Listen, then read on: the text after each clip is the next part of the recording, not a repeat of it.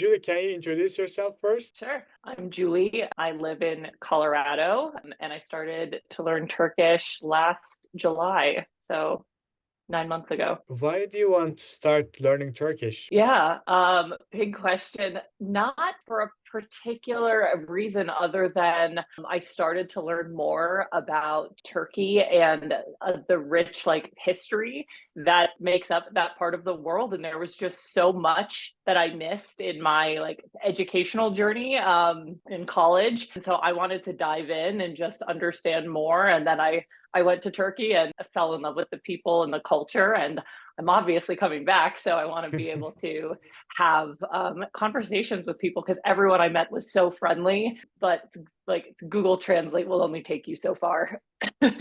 Yeah, I totally get that. Yeah. When we were starting the program with you, you told me a story about you in high school and you talked something with your dad, right? I remember Oh that. Would yeah. you like to tell that? Yeah, it's funny in when I was telling people that like I had gone down a rabbit hole about Turkey, a lot of people who know me now as Julie, the software engineer who works in tech, are like, "Okay, that's Mhm. a weird thing." But when I was talking to my dad about it, it was completely natural to him and it surprised me. And he was like, "Julie, you were obsessed with Turkey and with Istanbul in high school." And I don't know why I forgot this story, but in a lot of ways, it feels like I'm coming kind of full circle in the things that I loved as a kid and in high school. And it's just super satisfying to see someone who like watched me grow up, see me come back to my passions as an adult. That's a great story, I think. And you also showed us some of the books that you had. You were reading Orhan Pamuk, I guess, right? Yeah, my name is Red. I'm at the Museum of Innocence, and I have Snow coming up next.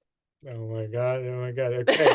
Really cool. Really cool. Julie, you just got interested in the Turkish culture, the history. You start learning Turkish. Can you tell me what have you tried so far to learn Turkish? Yeah, I started with good old fashioned Duolingo. And then I also was exploring trying to find an instructor online. And Duolingo it's a fun thing to play around with and to do on a regular Hmm. basis. I still do Duolingo, but it is trying to Duolingo has you build a house on sand. You have no foundation for what they're telling you. And it's all like it's AI generated. So you don't have any nuance that a human would provide or the situational type awareness that can be really helpful. And so just the lack of human connection, it's not curated content. It's like you're talking to like an AI bot has made that not my primary way of communicating, or it's not the thing I want to use on a regular basis because I don't get as much out of it. And then trying to find instructors online is a minefield. There are so many people who want to teach you Turkish, and I love that. Like, I'm so grateful for them. But the thing that I really struggled with is having an instructor with the near fluency that an English speaker this might be a me problem, but I want to understand all of the nuances of the language. I don't want to only know how to say the really basic things as if I was a robot. I want to be able to understand the difference between can't and like won't. I want to understand how do people actually speak like in person, and sometimes there's like a cultural gap when there isn't that strong fluency in English. That was challenging when I was trying to find instructors. I think your Duolingo description was perfect. And yeah, I mean, I agree with you. You want to know the structures behind the sentences that you're hearing. Sometimes people want to understand everything behind the language. This can be a con, this can be a positive. That's difficult. That's difficult to find the right teacher with the right mindset. I get it. I get it.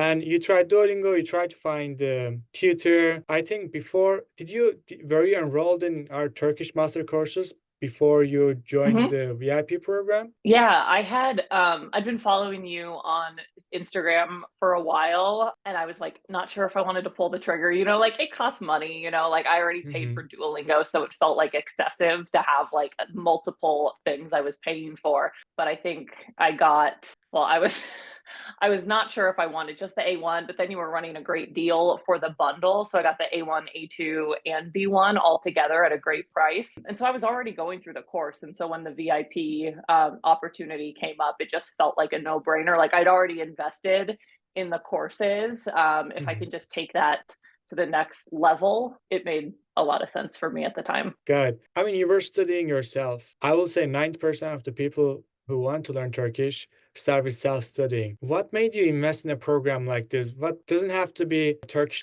program, right? Mhm. You could get help from someone else. So what made you say that, okay, I don't want to study by myself. I want like someone to guide me.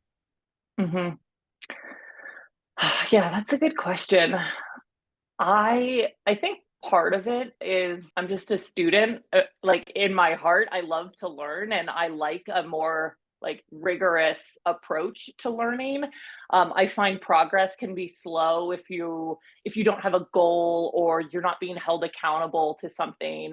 It's very easy to say, "Oh, I'm tired. I'm going to let this slip," or "Oh, I have plans this weekend. I'm going to hold off until next week." But I knew that by entering into like an immersive course where I was on the hook for homework, I did have someone I was going to meet with on a regular cadence. They did have a high expectation or have a high set of expectations for me.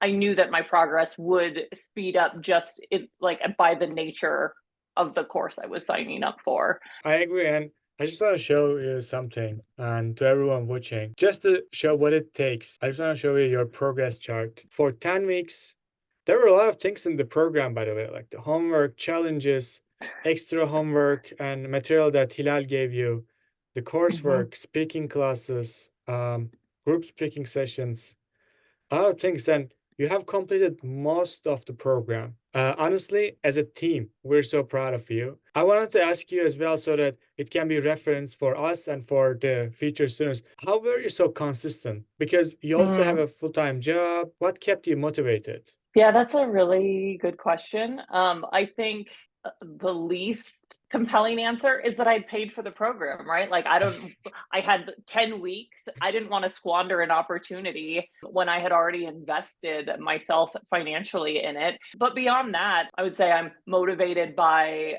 a trip to Turkey I have planned in about 6 weeks, which is very exciting. So I wanted to be as prepared as possible for that. But I think beyond that, just in life, nothing great comes easy. And I know that it's very easy to put aside things that you're passionate about because you're tired. Work is hard, whatever. But like this brings me a ton of joy. And so I knew I would feel like better.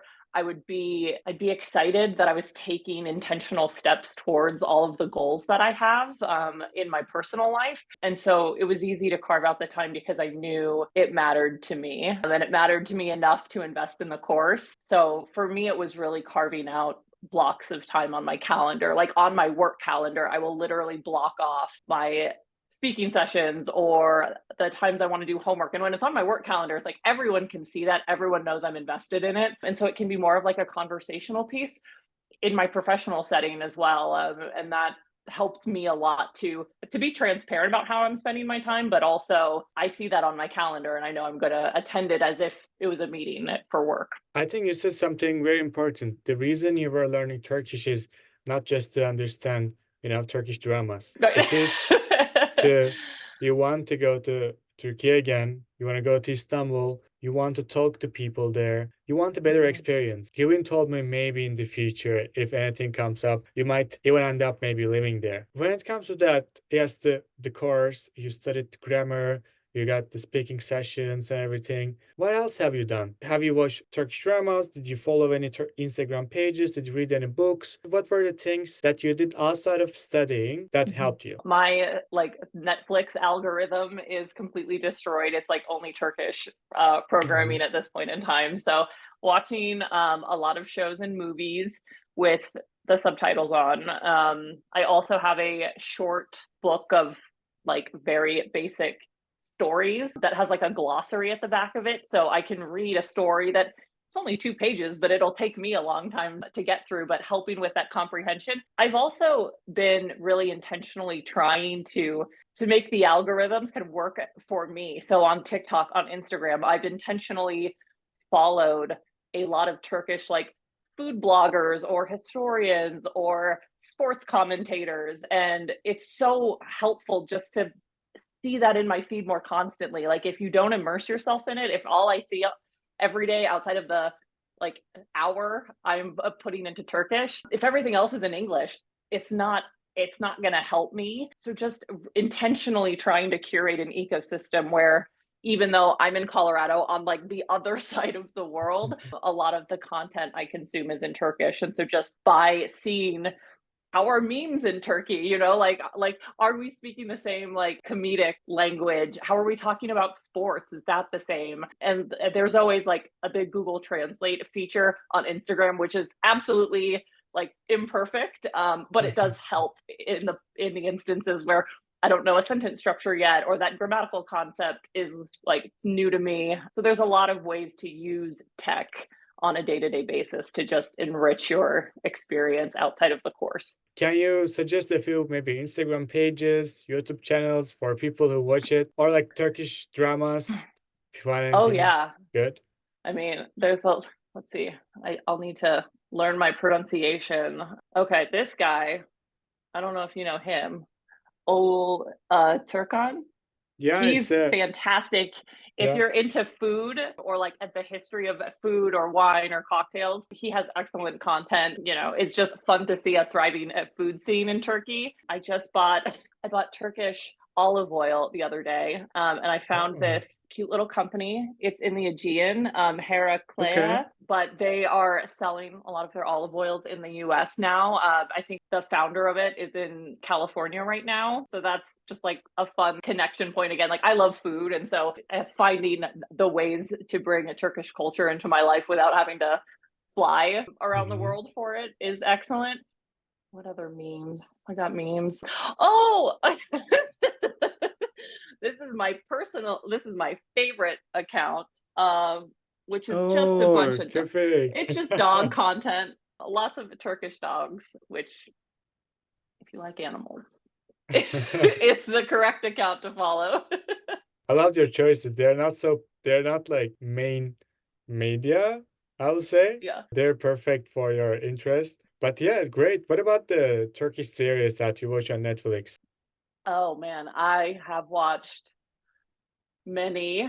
I'm currently about halfway through Kara Para Aşk. Netflix has split this up into like 164 episodes, which is great because 2 hours is too long for a TV show, but it means it's taking forever. So that's a great one. Over the summer, I watched like Shantaram, Midnight at the Para Palace, The Gift. What other ones? Those are the ones off the top of my head. Marashli, that's a good one if you like more of like action and a little less like romantic drama. Although that's there too, of course. What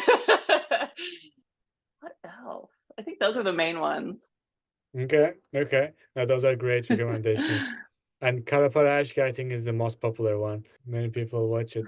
What was the most challenging part about learning Turkish for you? Was it the suffixes, speaking, grammar? What was it? Why not all of them? Yeah, I am definitely I am in a place where I confuse some of the suffixes, and like some suffixes are used in multiple contexts. And so you kind of have to put the pieces together of like why are we using this in this scenario. Honestly, the structure is the hardest as an English speaker. Just like I said to Hilal the other day, in English, I don't necessarily know where my sentence is going to go. Like I'll start it before I get to the end. And in Turkish, it's like I need to know where I'm going at the beginning. And so there are many times I start speaking in Turkish, thinking in English, and I have to like pause and I'm like, here, go back and do it over again, which is mentally very challenging. But the other thing is there are just letters and sounds that I've never had to make before. Like anything with two dots over it, still can't really pronounce it correctly. The silent G will torment me for a long while, I imagine. But yeah, it's incredibly different than English, both like mentally how you're preparing to speak and how you're trying to communicate. And then also just the physical sounds, even if you know what to say, are you saying it in a way that's going to make sense to a native speaker? I think everything, as you said, can be challenging, especially for English speakers, yes. And the sentence structure, the sentence order is the one that confuses most people at first. Because other thing is that you're trying to improve your speaking. So it's not just like I'm Mhm. trying to understand, right? So your brain works much harder than just trying to understand. You get confused and everything. Also, another thing is this is something you're trying you just to give reference, you have started from scratch. You were in the beginning of A1, you knew some words from here and there, but you didn't know much grammar. I checked the first classes you had with Hilal and the last ones you had with Hilal. The biggest difference I found was how confident you are when you're speaking. You still make mistakes. Obviously, Mhm. you still sometimes can't find the right word to say, but this doesn't stop you from speaking anymore. That was a difference I saw. Can you tell me what do you think is the biggest difference with you when you start the program and now? Yeah, when I started the program, I I thought I was like learning Turkish. I felt really accomplished that like I knew some basic like nouns. I knew a couple verbs and I was really proud of myself, like I thought I knew a lot. And the more I learned, the more I realized how little I knew, and how much more I needed to learn. But I think you hit the nail on the head. Like the biggest thing for me is that at the beginning of the class, I couldn't understand like anything. So there was no possibility of like a two-way exchange or an actual conversation taking place. It's like I knew a couple words and I could impress people that I knew a couple words. But now I can understand maybe, you know, 50% of what Hilal says to me. And granted, she's speaking to me slowly, at the level that I'm at, but there's a chance for a conversation. And I think the thing that is incredibly exciting for me, I've always struggled with like oral communication. It's just something that is challenging for me. And I actually went to slightly random aside, but I had to go to speech in the US because my pronunciation was off and I stuttered a lot as a kid. And so it took me a long time in English to feel confident in what I was communicating, how I was communicating. And so there's always been kind of a block for me with foreign languages because I'm insecure and I know I'm going to mess up. And so that can be really challenging to overcome. And with Halal, I felt like there was a safe space where like I could make mistakes and say the wrong thing. And I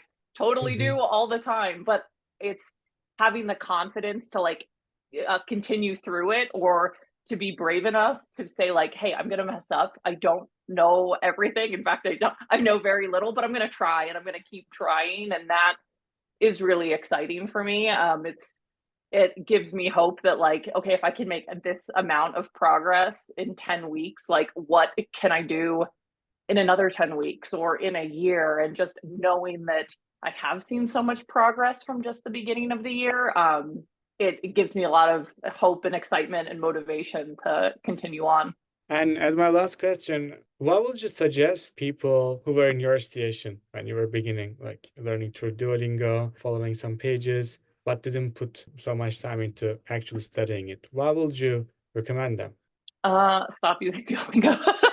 Unless it's like a fun, like extra thing that you're doing, but don't rely on that as your primary mechanism. And I think it depends on what you want out of the program or out of your Turkish studies. If communication is the biggest thing, you will not get that from grammatical concepts or from self study. You really need to find someone who is fluent in Turkish, who is patient enough to work with you. So find a teacher, I think, is the number one thing, and find a program that connects with you. Like I experiment, or I've followed quite a few Instagram pages for various Turkish instructors, all of like varying quality. Turkishle is the best that I have found, but you have to find what's going to work for you. Some instructors are going to speak to you more than others, or are going to click with you. Turkishle was that for me. And so it's really just deciding how much you want to invest in your studies and then just kind of going for it. Yeah. It's not something that you're going to do passively. So you kind of have to commit to it to make it worthwhile. Yeah, amazing. Thanks for that. And for the last part, is it okay if we speak some Turkish? Sure, we can give it a try. Now we are at the end of the A1. So I know what you learned in the program. So obviously I'm not going to ask you about political scene in Turkey. I'm just going to ask you normal questions. So okay. Merhaba Julie, nasılsın? Merhaba Can. İyiyim. Sen? Ben de iyiyim, teşekkür ederim. Julie nerelisin? Amerikalıyım. Nerede yaşıyorsun? Hangi şehirde? Colorado'da. Türkiye'ye geldin mi daha önce İstanbul'a? Evet. Türkiye'ye geçen Temmuz. Tamam, süper. Peki bugün şu anda saat çok erken orada, biliyorum.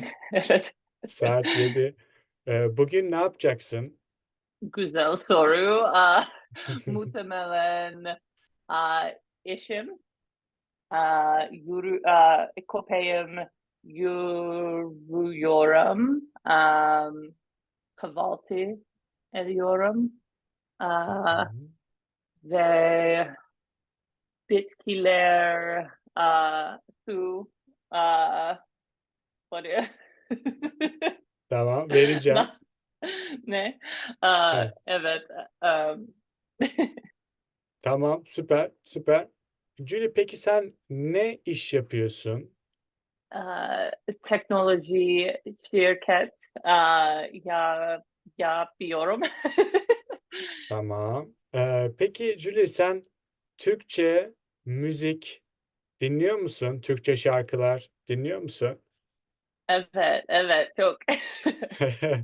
Neler dinliyorsun mesela? Hangi şarkıcılar veya gruplar biliyorsun? Aa, Şimdi Mert Demir ve Simge ve Tarkan Oo, ve Barış Manço. oo, tamam. Tamam. Bar- Barış Manço çok eski bir Evet. şarkıcı. Julie, Colorado nasıl bir yer? Mesela İstanbul çok büyük. İstanbul'da deniz var. Colorado nasıl? Colorado büyük ama Colorado İstanbul'dan daha küçük, daha uh, daha sessiz, Hı sessiz. hı, hı hı, hı hı. Uh, Doğru. Colorado İstanbul'dan daha yakın dağlar. Hı hı, hı hı. Um, Çok farklı. Uh, Tamam. Peki sıcak mı yoksa soğuk mu? Colorado ikisi de uh, yazda çok sıcak ama ama kışta çok sıcak, çok kar. Hı hı. Bana bir fotoğraf atmıştın. Geçen gün oradan gördüm. Çok fazla kar vardı. Hep Uh, soğuktu. evet, evet. Ama bugün çok sıcak. Kar yok. Çok a variety. Köpeğim uyanıyorum altıda. Wow, anladım. Evet. Her sabah altıda. Hmm. Günaydın. Bir günde iki kez dışarı çıkıyor musun? Evet. İki yürüyüşler Hmm. ve Noah, ile ben dışarı çıkıyor her zaman. Hmm. Çok sınırlı ama Özellikle especially tuvalet ihtiyacı hayır, tuvalet kolay. çok kolay. Ha. Evet. Köpekler evi köpekler temiz evi Ha. istemiyor ve tuvalet dışarıda çıktı Yapıyorlar. çok kolay. Anladım, anladım. Yine lens kullanıyor musun? Contact lenses. Lens. I giyerdim. Lens kullanıyordum. Evet, lens kullandım. I don't know how people know where their sentences are going in Turkish. Like, it really confuses me because I'm just like trying to figure out where I'm going as I'm speaking. On 14'dan 23'a kadar lens kullandım. Ama ne zaman bilgisayar görüyorum her gün, her saat 10 saat her gün lens kullanmıyorum. Anladım.